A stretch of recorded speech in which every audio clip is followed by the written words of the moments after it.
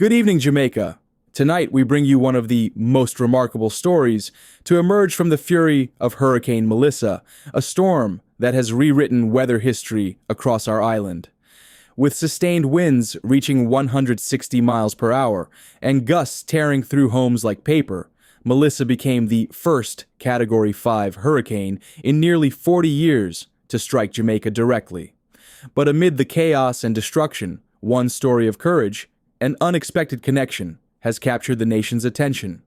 It's the story of Coast Guard Lieutenant Malcolm Stevenson and Tiffany Smith, a young woman from Port Royal who refused to leave her family's cliffside home, even as the sea climbed her doorstep. This is Eye of the Storm. At around 11:40 a.m., as Melissa's outer bands began battering Jamaica's southern coast, emergency teams were already working around the clock.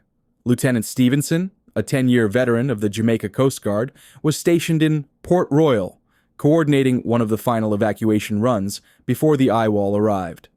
The historic fishing town, famous for its colonial past and fragile coastlines, had been one of the first areas marked high risk. Roads were already flooding. Power lines whipped in the wind. Visibility dropped to a ghostly blur of rain. By noon, almost everyone had gone inland. Everyone, except one. Inside a small yellow house perched above the water, Tiffany Smith, a 27-year-old primary school teacher, refused to evacuate. According to witnesses, she'd pushed furniture against the door and nailed boards across the windows.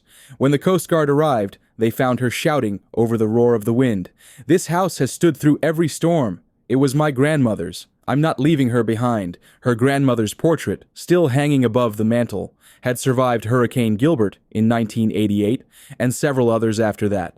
To Tiffany, leaving that home meant leaving her history. Lieutenant Stevenson radioed command for backup, but communication was already breaking apart. He made the decision to stay and reason with her.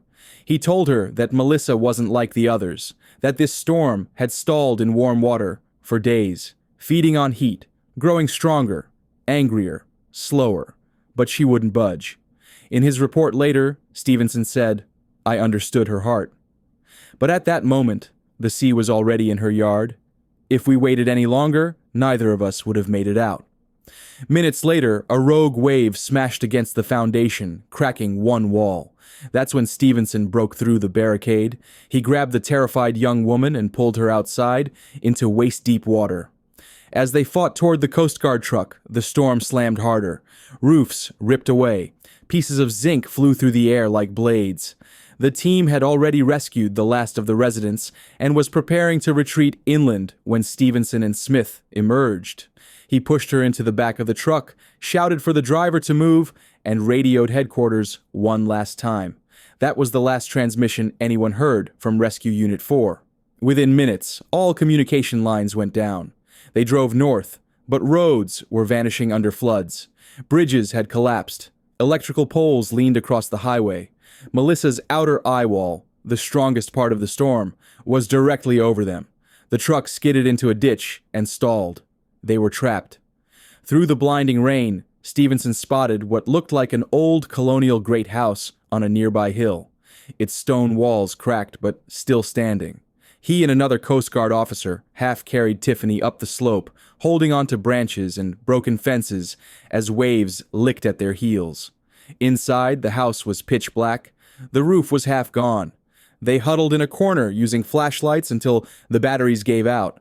Outside, Melissa screamed through the windows. The house shook like a living thing. Tiffany later said she'd never seen a man so calm under such danger, and yet so human. He told her about his own childhood near St. Thomas, about losing his home to a landslide years before. She told him about her grandmother, the one who taught her to face storms by lighting a candle and praying through the night. In that dark ruin, they spoke until neither could hear the rain anymore. Only each other's voices. For hours, the storm raged outside, and inside, something gentler began to take shape. Trust. By dawn, Melissa had moved north. The sea finally began to pull back. Rescue teams from the Jamaica Coast Guard, searching house by house, spotted the damaged great house and saw movement inside. They broke through the debris and found Lieutenant Stevenson, Tiffany Smith, and the remaining crew alive, bruised but breathing. When asked later what drove him to break protocol and return for one woman, Stevenson simply said, "Lives matter more than possessions." And that day, she became the life I couldn't lose. It was a statement that quickly spread across social media, making him an overnight symbol of courage, and some say, of something deeper. Since that night, both have been recovering together, volunteering in rebuilding efforts along the southern coast. Residents of Port Royal now call them the couple who outlived Melissa. Locals joke that maybe the storm brought them together on purpose, that sometimes a hurricane doesn't just destroy, it reveals who's worth holding on to when everything else is falling apart. In the end, Eye of the Storm is not just about destruction. It's about survival, humanity, and two people who found each other when the world went dark. As Jamaica rebuilds, this story reminds us that even in the fiercest winds, love can still rise from the ruins. This fictional event is from the Romance Ecstasy channel, bringing you this story of hope, resilience, and the heart of the storm.